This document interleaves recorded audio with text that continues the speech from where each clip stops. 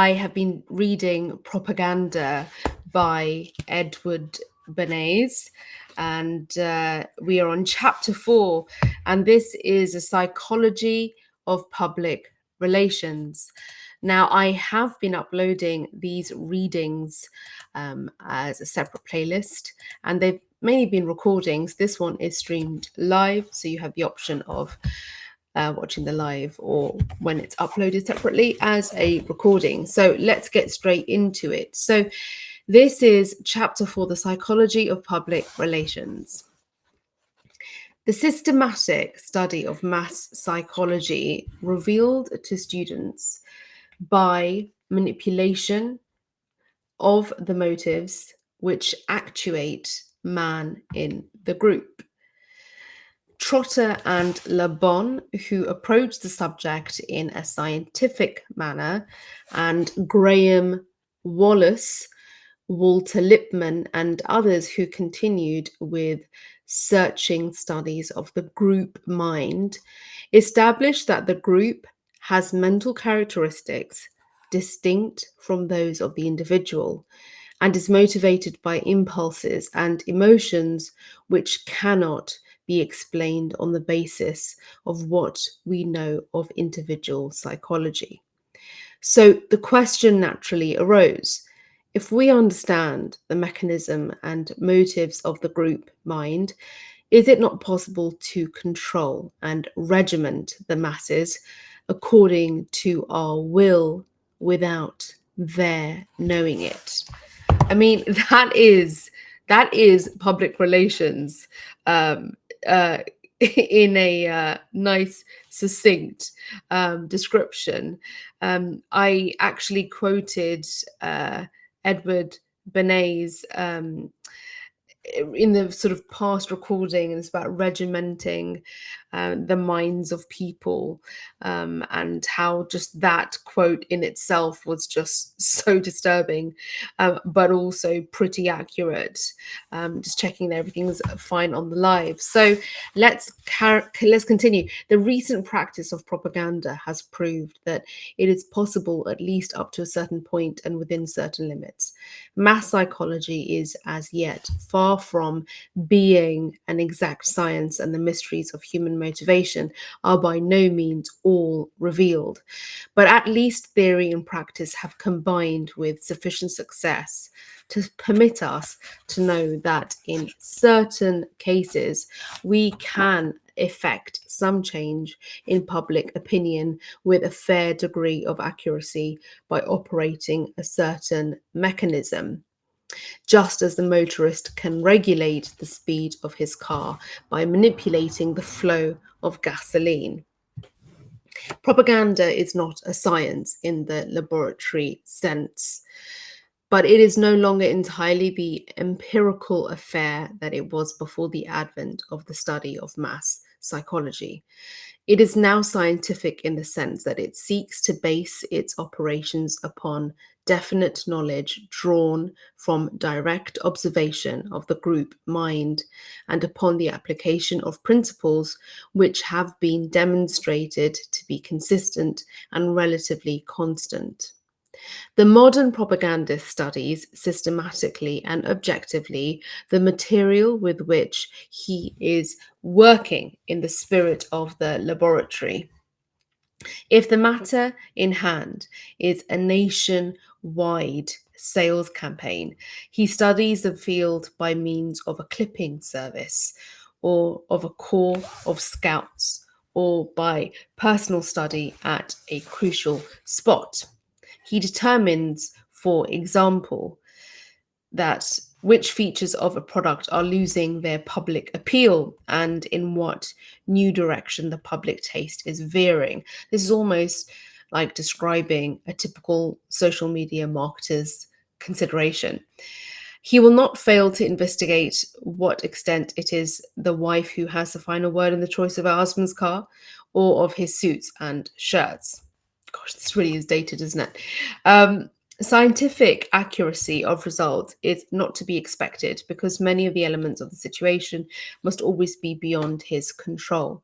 He may know with a fair degree of certainty that under favorable circumstances, an international flight will produce a spirit of goodwill, making possible even the consummation of political programs.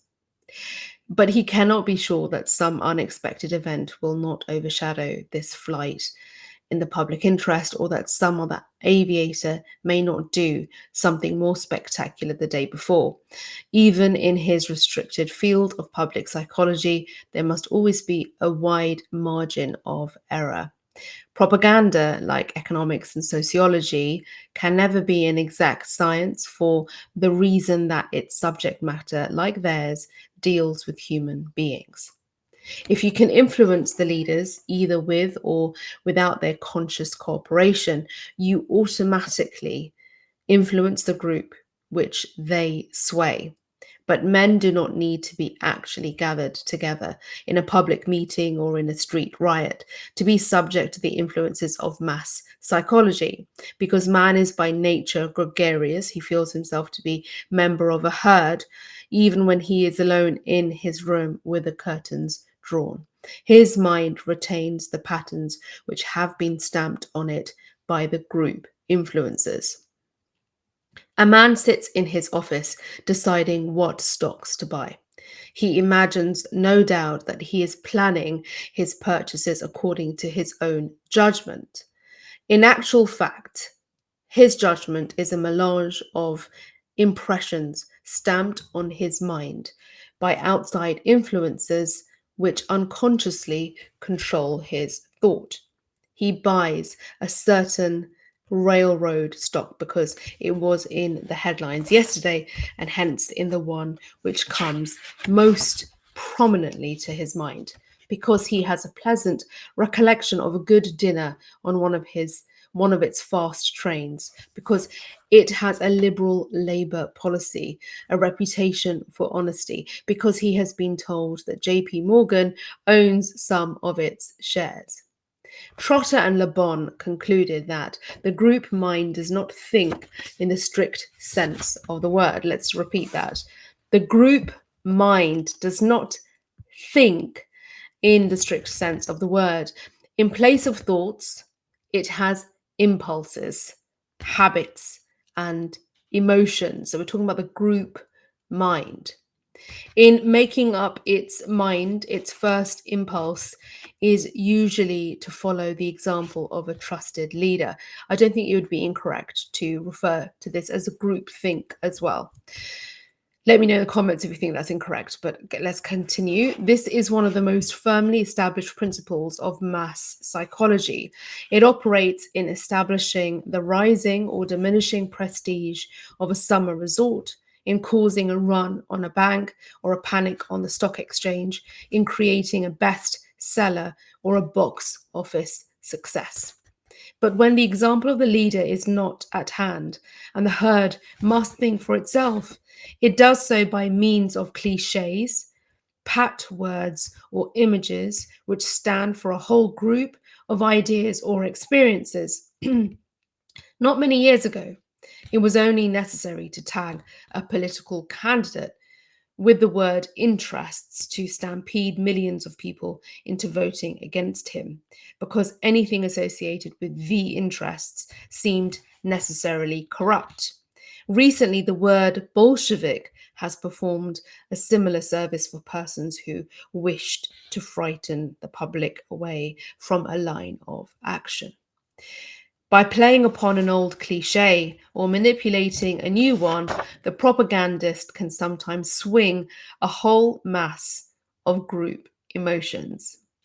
In Great Britain, during the war, the evacuation hospitals came in for a considerable amount of criticism because of the summary in which they handled their wounded. It was assumed by the public that a hospital gives prolonged and conscientious attention to its patients. When the name was changed to evacuation posts, the critical reaction vanished.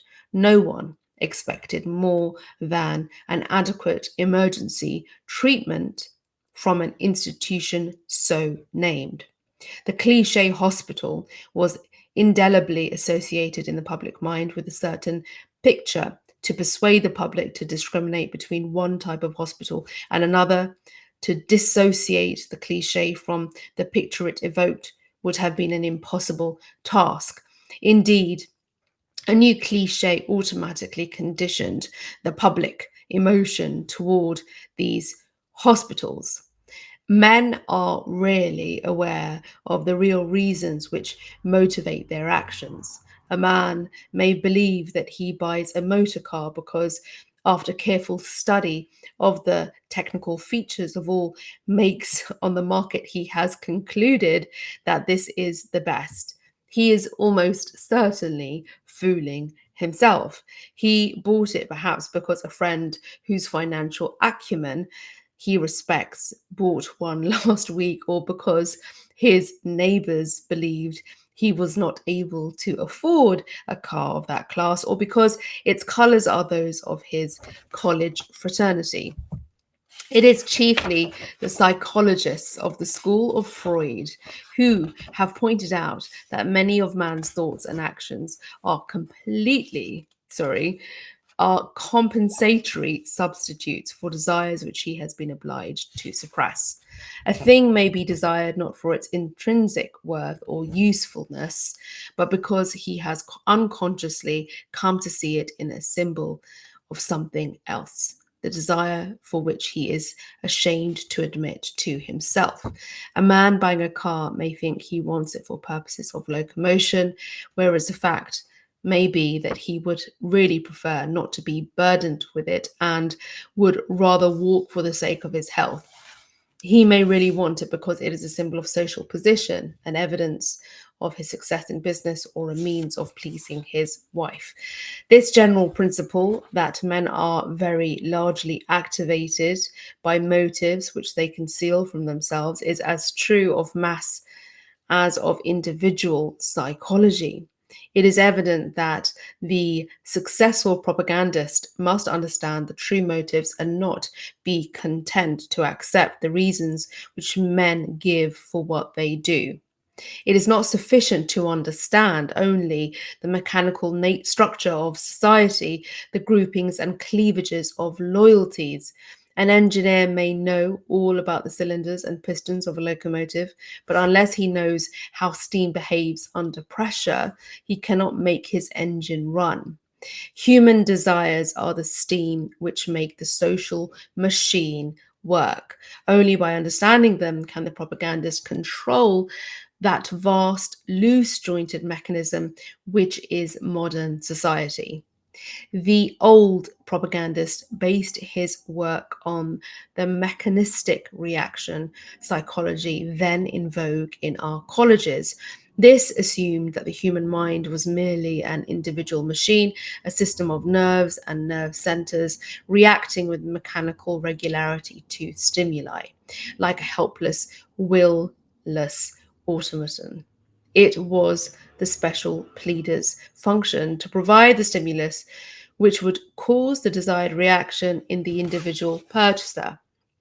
It was one of the doctrines of the reaction psychology that a certain stimulus, often repeated, would create a habit, or that the mere reiteration of an idea would create a conviction.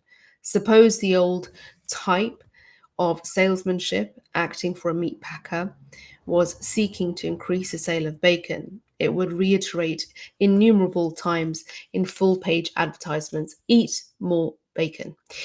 Eat bacon because it is cheap, because it is good, because it gives you reserve energy.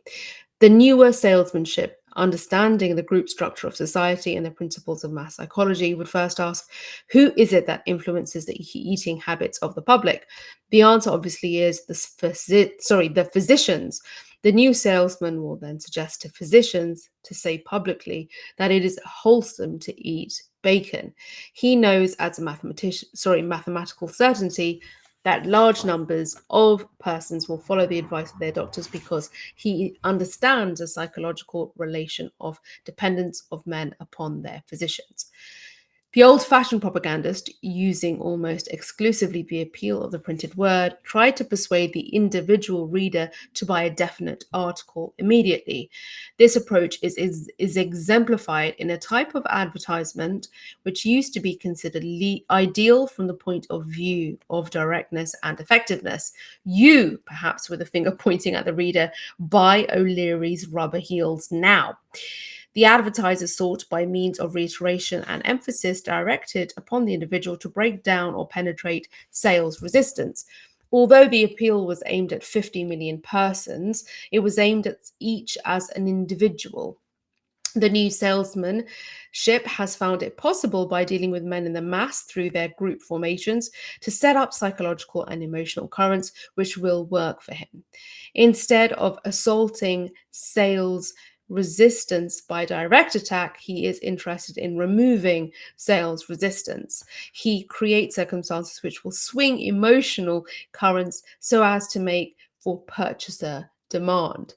If, for instance, I went to sell pianos, it is not sufficient to blanket the country with a direct appeal, such as, you buy a Mozart piano now, it is cheap, the best artists use it, it will last for years.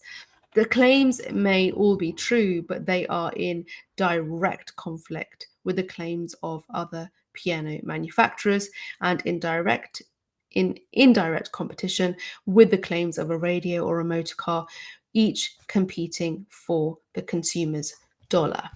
What are the true reasons why the purchaser is planning to spend his money on a new car instead of a new piano? Because he has decided that he wants the commodity called locomotion more than he wants the commodity called music? Not altogether. He buys a car because it is at the moment the group custom to buy cars. The modern propagandist therefore sets to work to create circumstances which will modify that custom. He appeals perhaps to the home instinct, which is fundamental. He will endeavor to develop public acceptance of the idea of a music room in the home. This he may do, for example, by organizing an exhibition of period music rooms designed by well-known decorators who themselves exert an influence on the buying groups. I'm thinking of Mad Men. He enhances the effectiveness and prestige of these rooms by putting in them rare and valuable tapestries. Then, in order to create dramatic interest in the exhibit, he stages an event or ceremony. Thanks for the comment. I'll come to it in a sec. To this ceremony, key people, persons known to influence the buying habits of the public, such as a famous violinist, a popular artist, and a society leader, are invited. These key persons affect other groups, lifting the idea of the music room to a place in the public consciousness which it did not have before. The juxtaposition of these leaders and the idea which they are dramatizing are then projected to the wider public through various publicity channels. Meanwhile, influential architects have been persuaded to make the music room an integral architectural part of their plans, with perhaps a specially charming niche in the corner for the piano. Less influential architects will, as a matter of course, imitate what is done by the men whom they consider masters of their profession.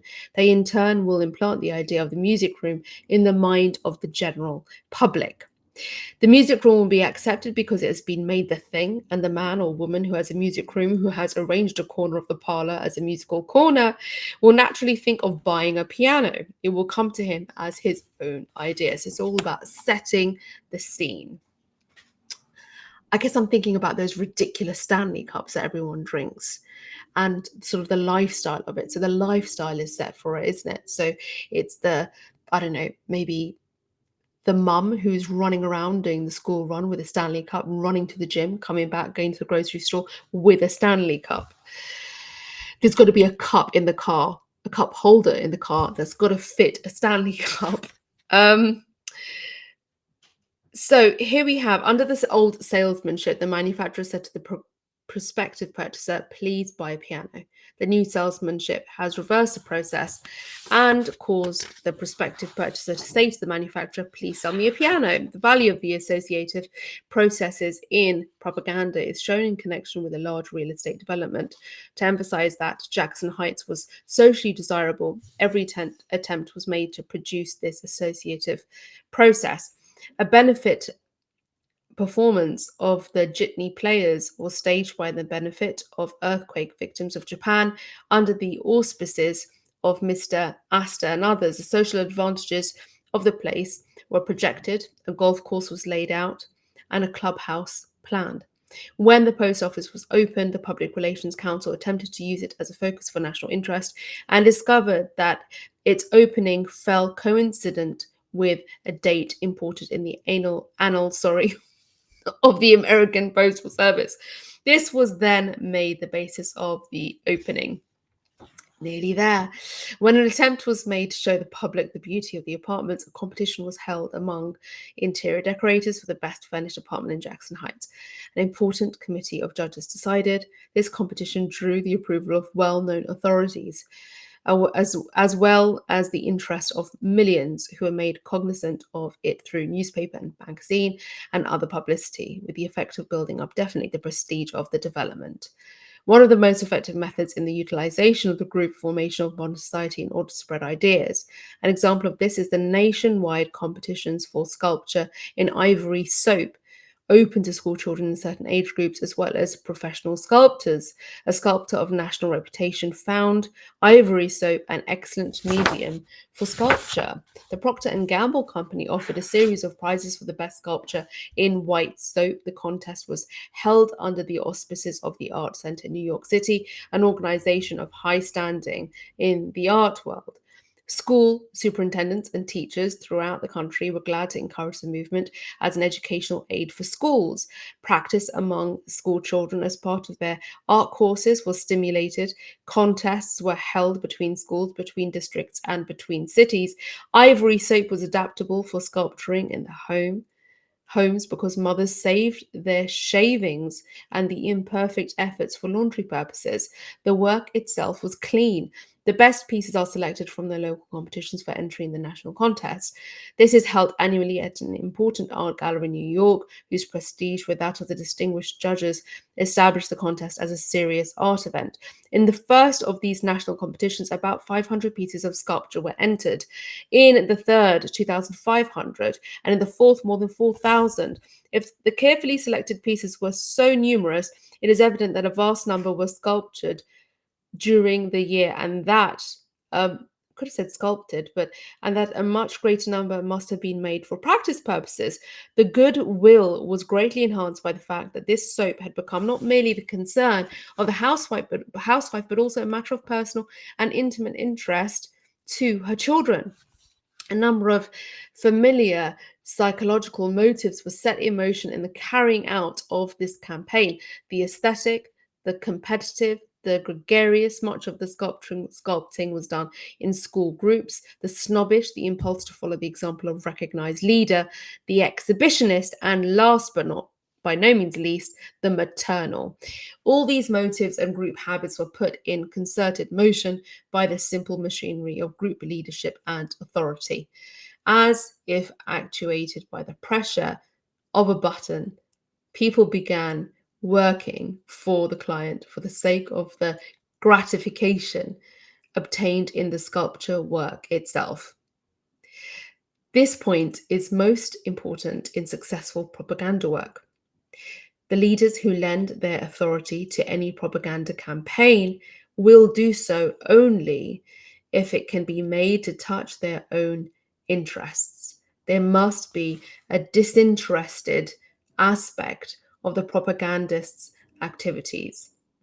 In other words, it is one of the functions of the Public Relations Council to discover at what points his client's interests coincide with those of other individuals or groups. Yes, because this is how we match objectives with audience sentiment. In the case of the soap sculpture competition. The distinguished artists and educators who sponsored the idea were glad to lend their services and their names because the competitions really promoted an interest which they had at heart, the cultivation of the aesthetic impulse among the younger generation. Such coincidence and overlapping of interests is as infinite as the interlacing of group formations themselves. For example, a railway wishes to develop its business. The Council on Public Relations makes a survey to discover at what point its interests coincide with that of its prospective customers. The company then establishes relations with with chambers of commerce along its right of way and assists them in developing their communities. It helps them to secure new plants and industries for the town. It facilitates business through the dissemination of technical information. It is not merely a case of bestowing favors in the hope of receiving favors. These activities of the railroad, besides creating goodwill, actually promote growth on its right of way. The interests of the railroad and the communities through which it passes mutually interact and feed one another. In the same way, a bank institutes an investment service for the benefit of its customers in order that the latter may have more money to deposit with the bank. Or a jewelry concern develops an insurance department to insure the jewels it sells in order to make the purchaser feel greater security in buying jewels. Or a baking company establishes an information service suggesting recipes for bread to encourage new uses for bread in the home. The ideas of the new propaganda are predicated on sound psychology based on enlightened self interest. Last paragraph. I've tried in these chapters to explain the place of propaganda in modern American life and something of the methods by which it operates, to tell the why, the what, the who, and the how of the invisible government which dictates our thoughts, directs our feelings, and controls our actions. In the following chapters, I will try to show how propaganda functions in specific departments of group activity to suggest some of the further ways in which it may operate. I lost my page. Let's go back. So that was fantastic. That was chapter 4, the psychology of public relations. Chapter 5 is business and the public. So I'll get to that in the next reading. What are your thoughts? I know it's written at a time pre-social media and sort of modern advertising, but it is all absolutely relevant. So thank you for watching and listening, and I will be back with another video. There are so many more options available here on my channel. You can tune into the Lines with Serena podcast, book readings, but also media and politics commentary. I have multiple lives per week, so you can check those out. And if you feel like purchasing one of my biased caps, then this is what it looks like. It's because we are biased and it's really hard for us to be always objective and impartial, and so it's best to just be aware of your biases. But there's that, and I will see you in the next video. If you haven't already liked, subscribe, please do so. Drop a comment. I'd love to hear from you, and yeah, we'll speak soon.